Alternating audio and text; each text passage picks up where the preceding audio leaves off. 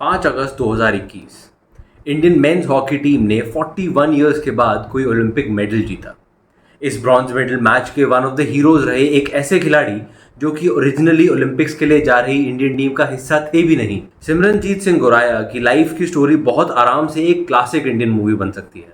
10 साल की उम्र में हॉकी के लिए अपने घर से दूर जाकर रहना, बहुत मेहनत और सैक्रिफाइसेस के बाद सीनियर इंडियन टीम तक पहुंचना और ओलंपिक्स के ओरिजिनल स्क्वाड में ना होने के बावजूद इंडिया के इस हिस्टोरिक मोमेंट के लिए, एक हिस्टोरिक मेडल के लिए एक बहुत ही अहम भूमिका निभाना। इस कॉन्वर्जेशन में हमने उनसे इस पूरी जर्नी की बात करी, उनकी मेहनत और मोटिवेशंस की बात करी और उनके अल्टीमेट ओलंपिक गोल्ड एम्बिशन की बात करी। वीडियो को एंड तक ज़रूर देखना क्योंकि इतनी छोटी सी उम्र में भी इनकी जर्नी से सीखने के लिए बहुत कुछ है। तो सिमरनजीत भाई, क्या हाल, कैसा चल रहा है सब? ऑल गुड भाजी, thank you so much invite करने के लिए। सब बहुत बढ़िया चल रहा है जी। थैंक यू, आप आए, आपने टाइम निकाला ट्रेनिंग वगैरह से। तो मैं सबसे पहले, और ये शायद मैं नहीं सभी जानना चाहते हैं कि पिछला एक साल काफी सब कुछ हुआ है। ओलंपिक्स में मेडल आया, अर्जुन अवार्ड मिला, शादी हुई। कैसा आप बताओ, कैसा रहा है पिछला साल, on field of field? I mean, on field भी ड्रीम कम ट्रू था ना। और अवार्ड मिलना, वो भी एक ऐसी अचीवमेंट थी जिसके लिए हर प्लेयर सपना देखता है। और मैरिज, वो भी एक ऐसा था कि वो इतनी अच्छी पॉजिटिव इन्वायरमेंट में शादी होना, वो बहुत ही बढ़िया थी मेरे लिए।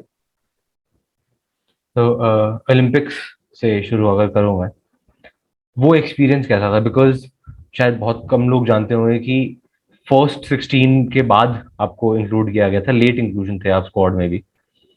फिर जी। उसके बाद एकदम से, और कई लोगों ने आपको dark horse of Indian hockey भी बोला है रिसेंट टाइम्स में, कि अच्छा परफॉर्म किया, बहुत अच्छा परफॉर्म किया।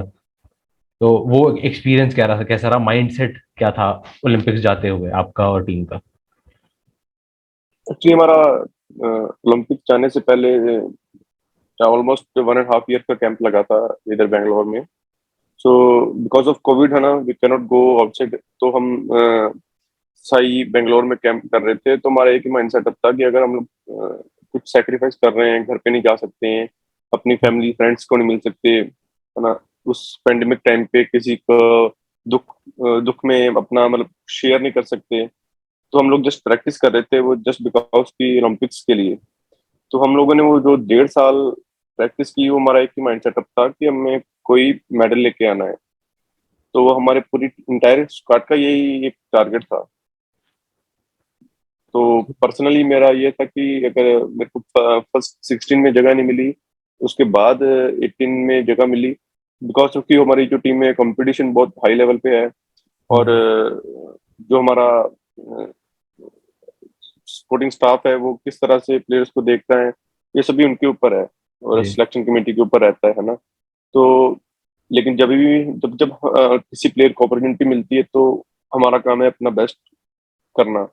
तो आई थिंक मैंने अपना बेस्ट किया वहां पे।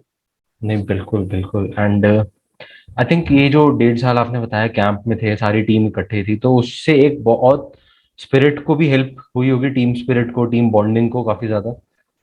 क्योंकि वही हाँ आप, हाँ जी, वही हाँ जी। लोग थे जो आप आस पास थे, बस और तो कोई था ही नहीं।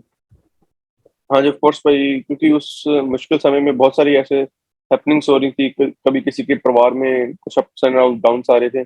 तो उस समय हम लोग ही एक दूसरे की हेल्प कर रहे थे, एक दूसरे के दुख या सुख में है ना शामिल हो रहे थे। अगर सपोज किसी का बर्थडे है, तो भी हम लोग with in the team enjoy कर रहे हैं। अगर किसी की फैमिली में कुछ मिस हैपनिंग हो गई है, तो वो भी हम लोग उसके साथ बैठ के बात कर रहे हैं, उसको आगे बढ़ने के लिए थोड़ा हौसला दे रहे हैं। तो ये इन सभी चीजें से जो हमारी टीम बॉन्डिंग बनी, वो काफी अच्छी उभर के सामने आई। तो मैचेस की अगर बात करूं तो सेमीफाइनल में फर्स्ट 11 में नहीं थे आप, पर फिर उसके बाद ब्रॉन्ज मेडल मैच में आए और फिर दो अमेजिंग गोल्स। वो क्या ड्राइविंग फैक्टर था जब ब्रॉन्ज मेडल मैच के लिए उतर रहे थे? एक्चुअली ब्रॉन्ज मेडल मैच हमारा एक ऐसी टीम के साथ था जो खुद में बहुत एक स्ट्रॉन्ग टीम मानी जाती है, जर्मनी जैसे ना। अगर उनका रिकॉर्ड चेक करो पीछे, तो वो यूरोप में डोमिनेट करने वाली टीमों में से एक है, जर्मनी।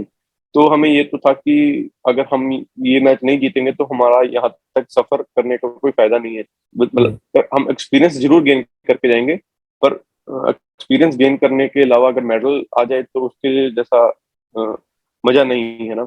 तो हम लोगों ने जब शाम को मीटिंग की थी, सपोज नेक्स्ट में डे मैच था ना हमारा, तो सर भाई साहब हमने जो उस समय मीटिंग की, तो हमारा यही एक पूरी टीम का, एक कोर ग्रुप का हमारा यही मैसेज था कि हमारे पास एक लास्ट चांस है, last match, one last match है, तो उस मैच में हमने अपना बेस्ट देना है।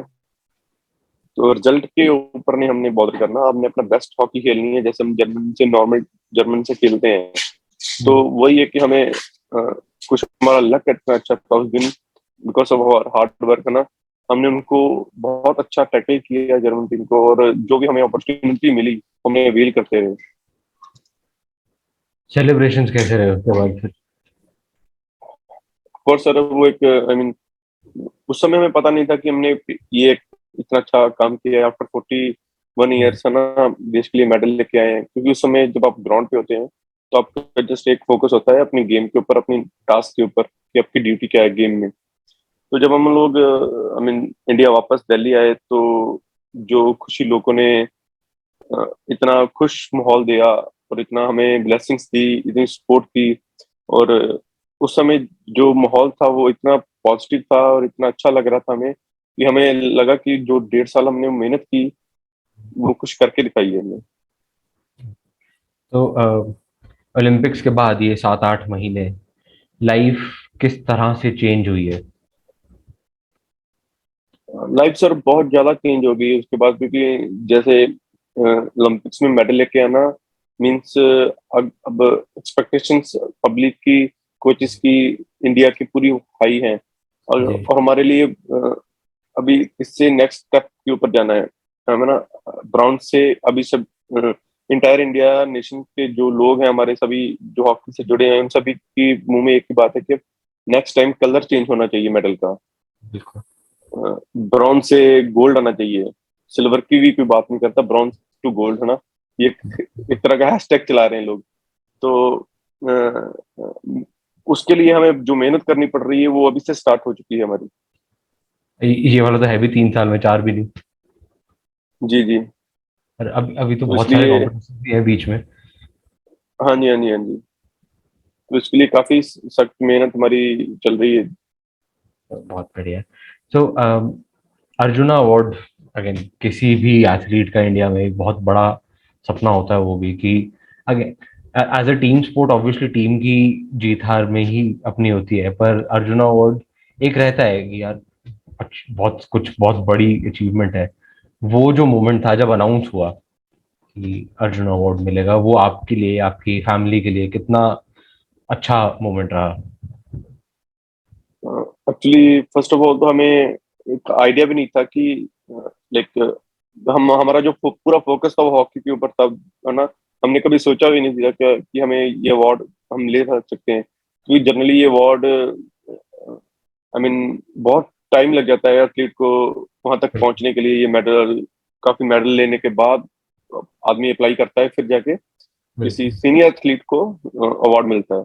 तो जी। जब ये अनाउंस हुआ था कि हमें बिलीव नहीं हो रहा था कि हमें और हमारी फैमिली को कि अभी हम हमारी जो एज के अकॉर्डिंग हमें जो ये अवार्ड दिया गया गवर्नमेंट ऑफ इंडिया की तरफ से, तो ये बहुत ही बड़ी बात है हमारे लिए।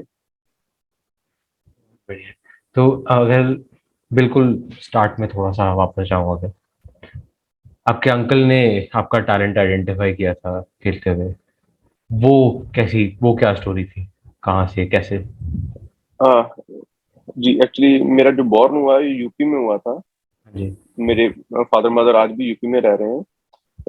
और एक्चुअली मैं बाय बॉर्न मैं यूपी से हूँ, लेकिन स्टडी करने के लिए बेसिकली हॉकी के लिए मैं पंजाब में शिफ्ट हो गया। क्योंकि उस टाइम पे यूपी में हॉकी इतनी, मतलब क्योंकि यूपी एरिया बहुत बड़ा है, तो काफी दूर जाना पड़ता था हॉकी खेलने के लिए। तो उससे स्टडी को इफेक्ट बहुत हो रहा था। तो इसके लिए जो पंजाब में जो स्कूल्स हैं, एकेडमीज हैं, वो हॉकी और प्लस स्कूल अटैच्ड हैं। तो इसका बेनिफिट लेने के लिए मैं पंजाब चला गया था। तो वहीं से मेरा जो बेसिक हॉकी करियर स्टार्ट हुआ था। तो आप तो काफी काफी यंग एज है, मेरे ख्याल से 10 साल के थे आप जब गए थे वहां पे। जी जी, मैं तब 5th स्टैंडर्ड में था सर। 10 के आसपास। तो हाँ उतने जी। उस एज पे थी रियलाइजेशन की यार हॉकी है जो है अब। नहीं, उस समय ऐसा नहीं था कि मेरे को अपना करियर हॉकी में ही बनाना है। जस्ट एक किसी स्पोर्ट्स के साथ मेरा लगाव था, तो वो हॉकी था। या अच्छा। आई मीन जनरली किसी भी फील्ड पे जाके क्रिकेट खेल लेना, लेकिन हॉकी स्पेशली इसलिए था क्योंकि मेरी फैमिली बैकग्राउंड, जैसे मेरे कजन ब्रदर्स वो सभी हॉकी में इन्वॉल्व थे। तो जब उनको खेलता देखते थे तो इवेंचुअली मेरे को भी लगता था कि मेरे को भी हॉकी खेलनी है। तो बस वहीं से अपना एक पैशन की तरफ, हॉकी की तरफ चलता गया स्टेप बाय स्टेप। तो हॉकी के अलावा किस तरह का निकला बचपन? हॉकी तो खेल ही रहे थे आप काफी, उसके अलावा किस तरह के थे आप बचपन में? पढ़ाई? जी, पढ़ाई में एक मीडियम कैटेगरी स्टूडेंट बोल सकते हो आप, क्योंकि जब आप हॉकी और स्टडी दोनों चूज कर लेते हो तो आप मॉर्निंग और इवनिंग दोनों टाइम आपको हॉकी की प्रैक्टिस करनी पड़ती है। तो बिटवीन का टाइम आपको स्टडी भी करनी पड़ती है, रेस्ट भी करनी पड़ती है। तो वो बिल्कुल। एक काफी मुश्किल टास्क था मेरे लिए भी, और हर स्टेट के लिए ही वो मुश्किल होता है, क्योंकि उस समय में आई मीन 2008 और 9 की बात कर रहा हूँ मैं। अ, क्योंकि आपके बोर्ड्स के एग्जाम भी होते थे, 5th 8th 10th 12th, ये सब बोर्ड्स थी, है ना। तो आपको उनमें पास भी होना है, तो आई मीन इतने मार्क्स ले आते थे ताकि क्लास ड्रॉप ना हो, ताकि हम इजीली पास हो जाएं। इतनी प्रैक्टिस भी कर लेते थे कि अ, आगे नेशनल्स में सिलेक्शन हो सके। तो ये सब ऐसा प्रोग्रेस चलती रही थी। तो एक कोई ऐसा मोमेंट था जहां पे आपको लगा कि हाँ अब जो है लाइफ हॉकी ही है? कोई ऐसा एक स्विच हुआ हो या कुछ? जी, आफ्टर +2 पास आउट करने के बाद जूनियर टीम में सिलेक्शन हुआ था, तब एक प्रोफेशनल टीम में आ गए थे। उसके पहले स्कूल्स के लिए खेल रहे थे, अपनी अकेडमीज के लिए खेल रहे थे। लेकिन जब आप किसी ऑर्गेनाइजेशन के साथ जुड़ जाते हो, किसी नेशन को रिप्रेजेंट करते हो, एज ए चाहे वो जूनियर की हो, तो फिर आपके ऊपर जिम्मेवारी हो जाती है, तब आपको एज ए प्रोफेशनल एथलीट बनना पड़ता है। तो वही एक टर्निंग पॉइंट था हमारा, जब हमारी सिलेक्शन हुई थी 2014 में जूनियर में। तब एक वो टर्निंग पॉइंट था। फिर उसके बाद 2016 में वर्ल्ड कप भी जीता अपनी टीम के साथ। वो जी जी। कैसा एक्सपीरियंस, फर्स्ट ऐसा बड़ा वो टूर्नामेंट जीतने का? ऑफ कोर्स, और उसी टूर्नामेंट की बदौलत में मैं कह सकता हूँ कि आज हम यहाँ हैं, क्योंकि वो एक टूर्नामेंट हमारे लिए ड्रीम कम ट्रू वाला था। क्योंकि हम लोगों ने एक हम जो हरिंदर कोच हमारे कोच थे उस समय, हम लोगों ने 2014 में एक सपना देखा। सपना मीन्स की एक एम अपने आगे रखा था कि 2016 दिसंबर में जूनियर वर्ल्ड कप होने जा रहा है लखनऊ में, तो क्या हम जीत सकते हैं। तो उस समय हमें रिटन में लिखा था कि हम लोग जीत सकते हैं if अगर हम बाकी टीमों से ज्यादा प्रैक्टिस करें या बाकी टीमों से ज्यादा कैपेबल हों। तो उस जो जर्नी को हमने ट्रू अपनी जिंदगी में बदलते देखा कि हम मेहनत करेंगे तो फल आपके सामने है। तो जो एक हमारे लिए एग्जाम्पल बन के आया कि अगर हम किसी चीज के लिए भी हार्ड वर्क करते हैं तो आप उसको पा सकते हैं। तो वो एक पूरे हमारे स्क्वाड के लिए, या पूरे जो भी जूनियर्स थे उस समय, जो सीनियर स्क्वाड्स में थे, उन सबों ने ये अप्रिशिएट किया था कि ये जूनियर टीम ने बहुत मेहनत की, तो ये डिजर्व करती थी जितना। तो हम 2016 की बात कर रहे हैं। अभी तक आपने यंग एज पे, काफी यंग एज पे अपने पेरेंट्स से दूर रहने का डिसीजन किया, बहुत मेहनत की, बहुत सैक्रिफाइसेस किए, ऑल ऑफ दिस। इसके अंदर कोचेस का ऑब्वियसली, मेंटर्स का, कोचेस का, आपके अंकल का बहुत ऑब्वियसली बहुत बड़ा हाथ है, आपके पेरेंट्स का बहुत बड़ा हाथ है।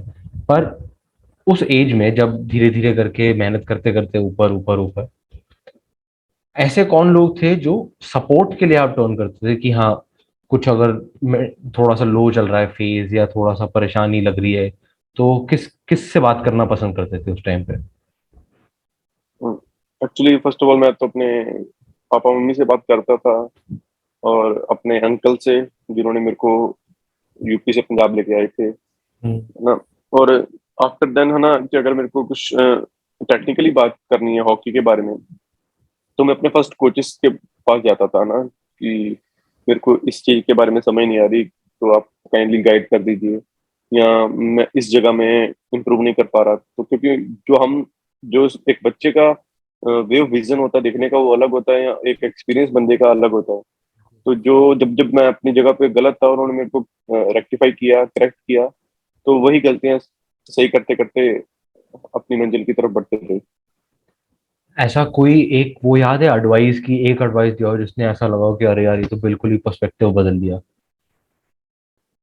हाँ जी, थी। मेरे फर्स्ट कोच ने मेरे को एडवाइस की थी कि क्योंकि आप जब किसी सीनियर टीम या जूनियर टीम में जाओगे तो आपके पास बहुत सारे मतलब चांस हो गए आपको, मतलब इधर उधर डिस्ट्रैक्ट करने के लिए, है ना। हम्म। आप कहीं भी डिस्ट्रैक्ट हो सकते हैं, क्योंकि उस समय आपके ऊपर जवानी आ रही होती है, तो आप मे बी डिसिप्लिन से बाहर हो सकते हैं, या आप किसी को गुस्से में बोल के अपना हम्म। टेम्पो लो कर सकते हैं, अपना गेम के ऊपर वो इफेक्ट पड़ सकता है। तो उन सी चीजों के ऊपर माइंड रखना है। तो वो एक ऐसा, मैं बोल सकता हूँ कि उन्होंने गाइड किया था, तो आज भी मेरे साथ चल रहा है। तो अपने आप को ऐसे कंट्रोल रखने के लिए कुछ एक्टिविटीज भी करते हो, मेडिटेशन टाइप, काम रखने सर के लिए? मेडिटेशन, वो जो टीम एक्टिविटी होती है वही रहती है, बट जस्ट उन्होंने यही बोला था कि वो शॉर्ट टाइम टेम्पो अपने ऊपर हावी नहीं करना अपने को। और उन्होंने ये बोला था कि जो शॉर्ट टाइम टेम्पर होता है वो आपको आफ्टर लेट रियलाइज करता है कि आपने हाँ। गलत किया। तो उसको काम रखने के लिए आपने जब किसी को रिप्लाई करना है तो थोड़ा सोच के करना है। और आफ्टर ऑल इसमें पढ़ने से पहले अपने ऊपर ही फोकस रखना है ना। किसी लेफ्ट राइट के ऊपर देखना ही नहीं है, ताकि आप उस चक्कर में पड़ो ही नहीं। मेरे को एक हमारे हमारे भी कोच बोलते थे, बेटा टेम्पर शॉर्ट होगा बट दिक्कत लॉन्ग हो जाएगी। हाँ जी, वही चीजें थी सर। वही। तो सीनियर इंडिया डेब्यू की बात करूं अगर, वो वो कैसी फीलिंग थी पहली, वो डेब्यू वाली? एक तो पहले पता कैसे चला वो चीज का कि हाँ डेब्यू मिलने वाला है? जी, हम आफ्टर जूनियर वर्ल्ड कप हमें सीनियर कैंप स्क्वाड में बुला लिया, है ना, कुछ प्लेयर्स को। तो उस समय रोलैंड ओल्टमैन कोच थे। तो उन्होंने बहुत अच्छे से हमें सीनियर, क्योंकि जो जूनियर टीम और सीनियर टीम का माहौल था वो काफी डिफरेंट रहता है, कि आप बॉयज हॉकी से अब मेंस हॉकी में आ गए हो। हाँ। तो मेंस हॉकी की हॉकी टोटली डिफरेंट रहती है। यहाँ पे फिजिकली भी आपको स्ट्रांग रहना पड़ता है, मेंटली उससे भी ज्यादा स्ट्रांग रहना पड़ता है। तो 17 में हम कह सकते हैं हम लोग रेडी नहीं थे उसको फेस करने के लिए, क्योंकि हम लोग क्वाइट अभी बॉयज थे। तो मेंस में बदलने के लिए हमें फिजिकली भी काफी इम्प्रूव करने की जरूरत थी, और मेंटली भी, क्योंकि आप वो प्रेशर आपको हैंडल करना आना चाहिए जो उस लेवल पे वहां पे होता है। तो उसके लिए हमें एक साल ट्रेनिंग कैंप्स में ट्रेनिंग दी गई। सीनियर प्लेयर्स से हमें गाइड सीनियर प्लेयर ने हमें गाइड किया कि उस माहौल में क्या क्या कैसे अपने आप को कंट्रोल रखना है, कैसे प्रेशर को हैंडल रखना है। तो उसके बाद सर 2018 अर्ली में, है ना, मेरे को चांस मिला खेलने के लिए जूनियर अपना टेस्ट मैचेस वर्सेस न्यूजीलैंड जी। न्यूजीलैंड में। तो एक बहुत ही प्राउड मोमेंट था मेरे लिए और मेरी फैमिली के लिए।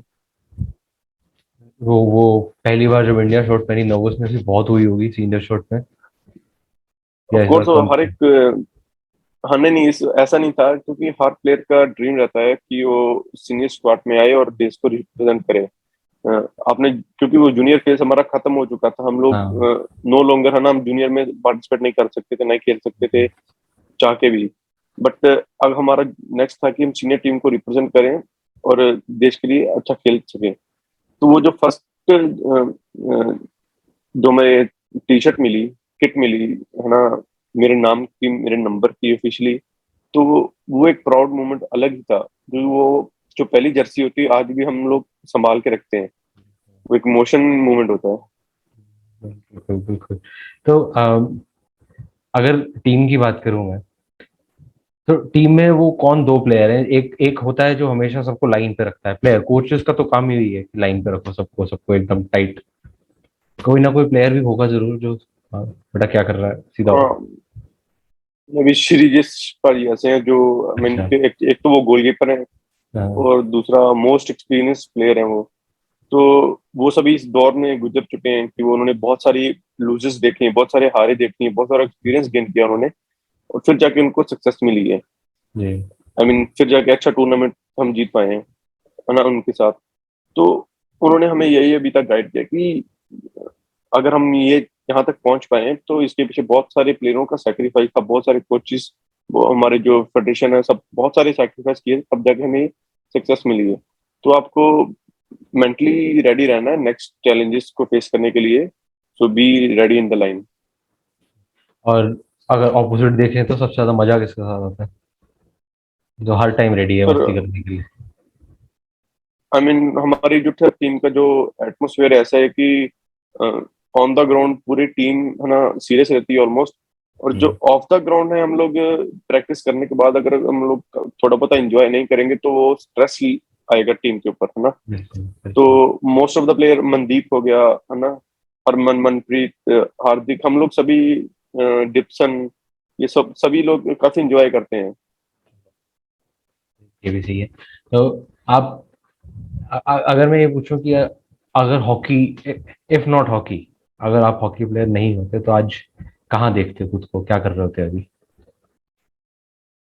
I don't know, may be Canada, America कहीं होता। ये भी ठीक है।